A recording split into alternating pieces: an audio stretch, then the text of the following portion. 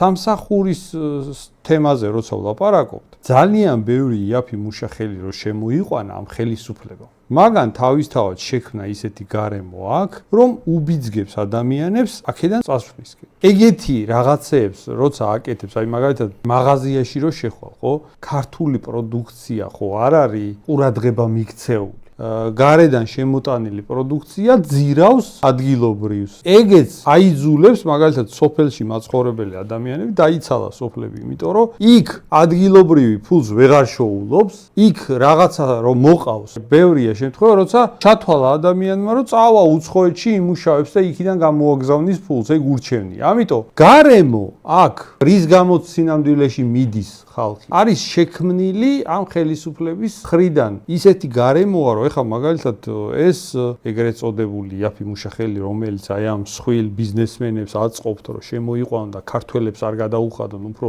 ნორმალური ხელფასი. რა რჩება? ადამიანი, ვინც მუშაობდა მაგ სამსახურში და ჩაანაცვლეს იაფი მუშახელით, იმ ადამიანს რა რჩება? წავა უცხოეთში